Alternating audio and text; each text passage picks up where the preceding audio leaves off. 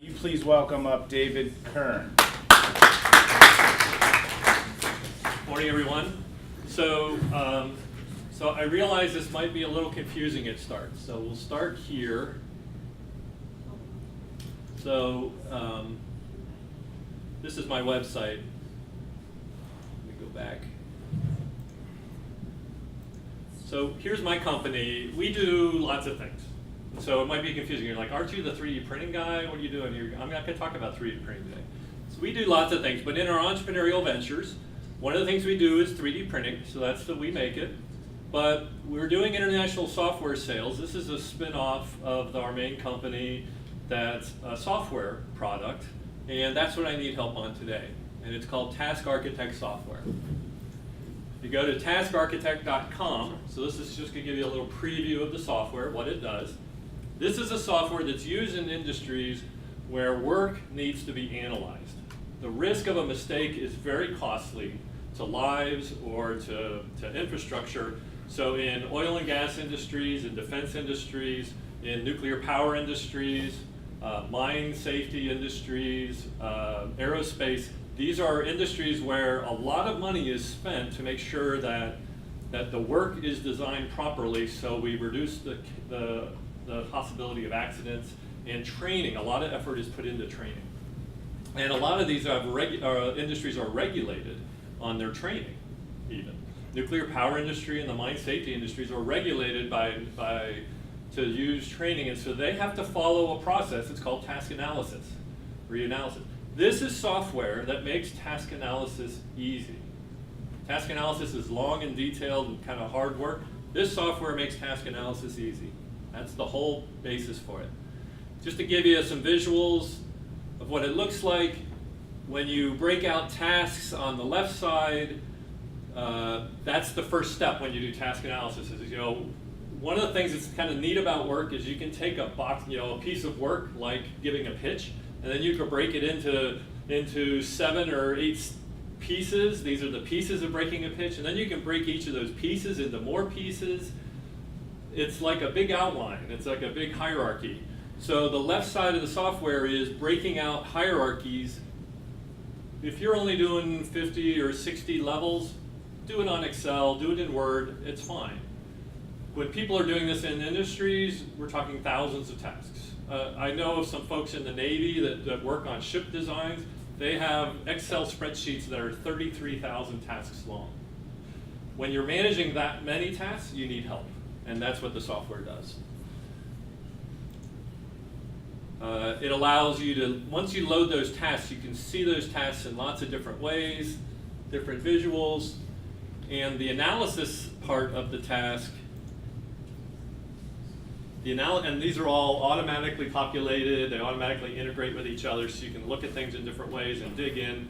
And then the whole right side of the software is assigning properties to those tasks, so you can analyze each task.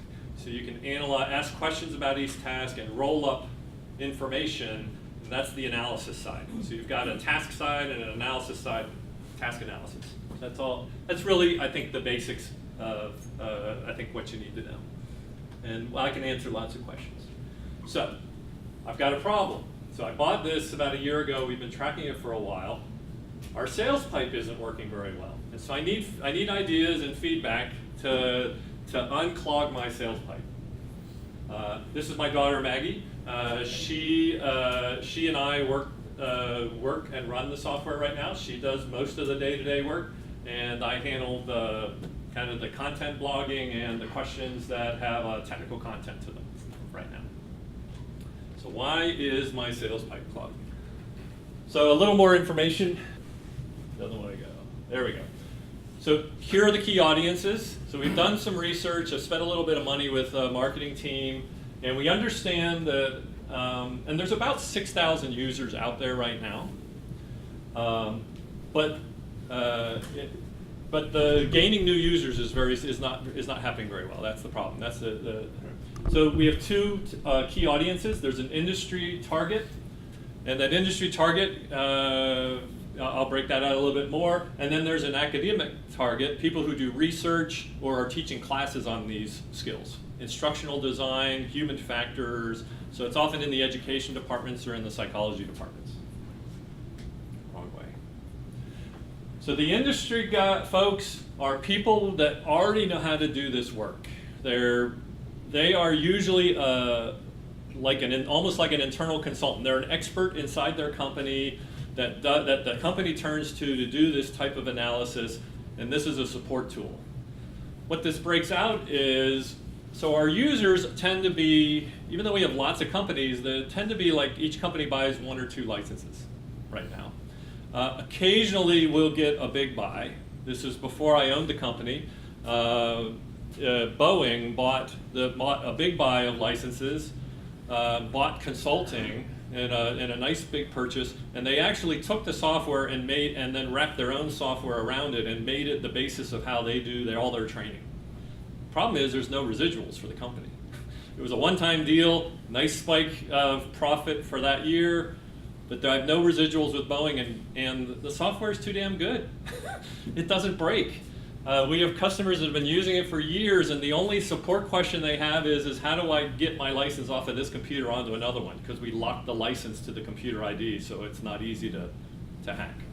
Just for security reasons. Just protect the license. On the academic side, price. So we'll talk about price in a minute. These folks think it's cheap. They think that the software is cheap because the only other alternative to using this is essentially a database. The only other alternative they have is to bring in a consultant who designs a purpose-built database to manage task analysis for them, to build them a relational database, which is common in industry to turn to consultants to build their own software in their companies. So that's interesting. When you go to academia, these folks don't have a lot of money. So they want cheap, but they want access to it. So in order to kind of look at a model of a piece of software that's out there that I'd like to emulate and that I think kills it pretty well, I look at MATLAB. MATLAB it's a high-end software. It's not used at the consumer level. It's used in industry and academia to do research. It's very powerful statistical software. But I look at their pricing. Their pricing is not too far from mine. And so I look at how they sell it, and I've modeled what they do for academia, and we model their policies for making it. They go free, I go cheap for academia. So there's an academic pricing for a non-commercial license. So the pricing, so there is a free version that essentially has full capability, but you can only do a few tasks. And frankly, if you're only working with 20 tasks, you're not going to pay $1,200 for a piece of software to manage 20 tasks. You don't need this. You don't need the paid version. So that's an entry level to be able to explore. It also can be used as kind of like Adobe Acrobat has a reader that's free. That can read large task lists, but you can't. So you can download as many free copies of the reader, if you will, and I'll have 1 or 2 people working to analyze, and other people can read it. So it can read the large tasks. It can only manage a small number of tasks. Standard version offers 200 tasks and 20 properties for each task. Very few people buy standard, and the ones that buy standard rapidly go to pro. It's been our experience so far. And then the pro version is 4,000 tasks and 100 levels and 100 different properties to every task. So you can do very detailed analysis. And frankly, I told you, I had someone at 33,000 tasks. The way we manage that is the big high-level chunks, we break that first into like 10 chunks, and then they'd have 10 pieces of 4,000 to handle a 40,000 task problem. And it's hard to wrap your mind around 40,000 tasks anyway. You need to break it up somehow. So this handles the industrial grade tasks, if you will. I don't think you need to get over 40,000 in any application I've heard of. So $1,250, industry says is cheap. And $125 for the student version. Or free, so there's instructor incentives. If they teach it, they can get a free copy if they put it on their syllabus, that kind of thing.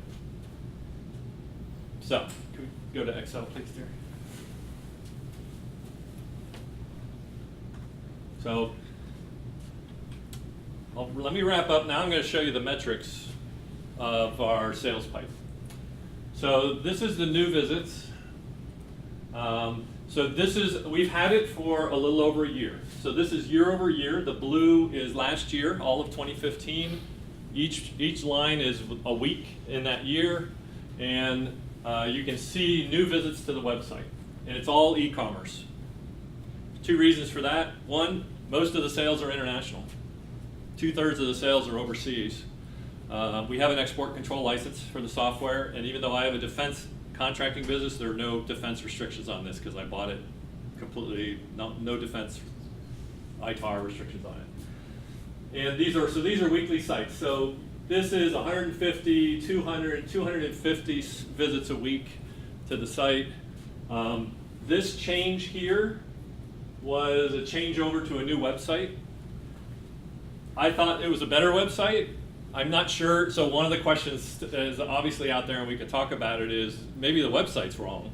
But I think you lose a lot, there's a lot of pages that were in the organic search list of Google that disappeared. I think that's really what happened. And we have fewer pages, so that's probably why we're getting fewer searches. So one thing might just be as we blog over time, we get more pages, that'll grow. Our organic search results are actually very good. 25% of our visits come from organic search, which is great. Which means people are putting in task analysis software or something like that, and they're finding us. Next, you roll down a little, dear, and bring up repeat visits. Should be able to just roll the wheel. Oh, there we go. Bring it down. Yeah. So the pattern that we tend to see is some people will buy the so the whole goal of the website is to get someone to get some free software. I want them to try it. So people come back for repeat visits and then they go and they pick up the free software. So we're actually doing better on repeat visits with the new website year over year, and year over year it's looking better. So repeat visits picked up because that's what we were trying to do with the website. So that I think we were successful, and it continues to stay higher. And the free software downloads peaked and are actually about the same. For over a year and a half now, we have about 7, so people that have remained subscribed. You can also download the software and unsubscribe from our list. But people that have remained on our list that have downloaded, we have 750 people that are on our mailing list that have downloaded the software and have subscribed to can remain, on our email list. And the revenue. So this is the problem. Any metrics on inbound marketing and e-commerce, we've got 200 visitors a week. Most people are able to convert with e-commerce. 3% is an average or a median for most companies. 1% should be achievable. That would be 2 sales a week. We're getting 20 sales a year last year. So we're way below e-commerce averages from a benchmarking perspective. So something's not catching, and that's my question.